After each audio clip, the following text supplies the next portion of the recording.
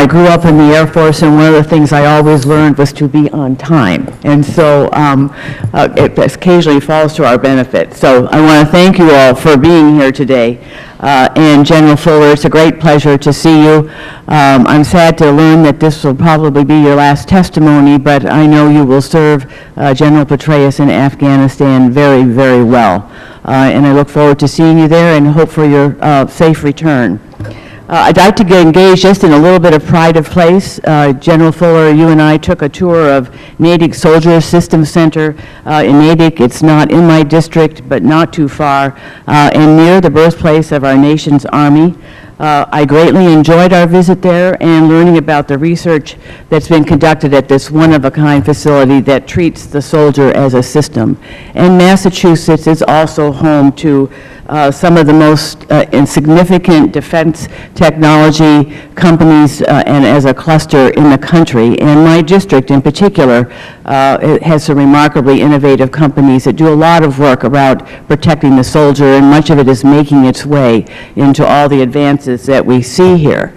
But the issue of body armor and its weight remains a great one. I was a new member to Congress when I first came to this committee and heard testimony on the challenge of body armor weight. I asked a young soldier who I believe, General Fuller, you had with you, if he was ever tempted to take off his body armor, and he replied, yes, indeed. So the commanders do have flexibility in the field, and I'm sure that they're challenged often by those men and women they're overseeing to take it off.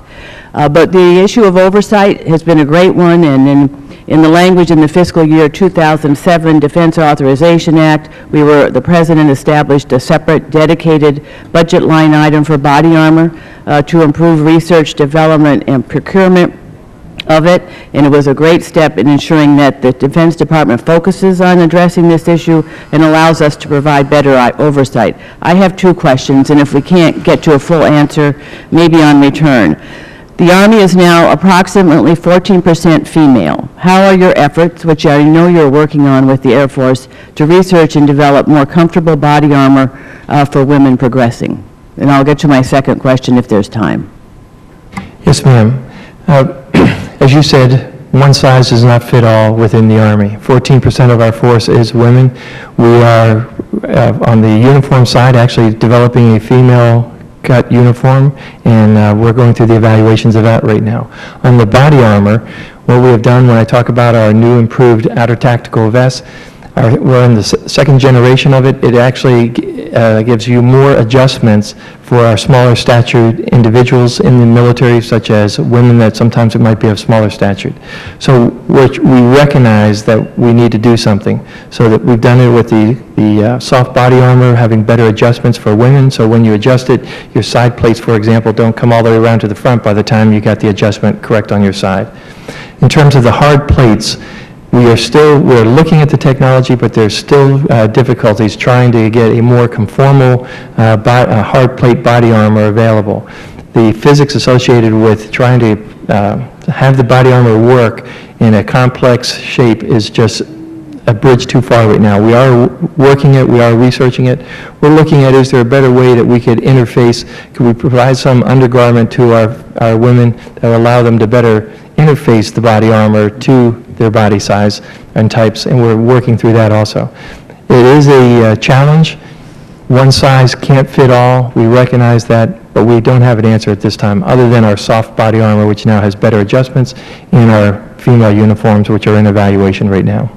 Are you collecting any data around the impact of just sort of the current sort of standard body armor, its capacity to protect women versus and the need, sort of undergirding the need to move ahead on developing a body armor that's adaptive to women, better suited to their body types? Ma'am, we don't collect specifically data on women. We collect data on all our soldiers to include the women, so I would say we don't have any specific data associated, but we could subcategorize that.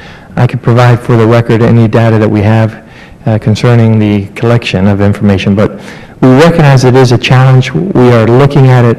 As I said, we haven't figured out how to conform the hard plate armor and provide that ballistic protection that the soldiers require, regardless of they're a man or a woman.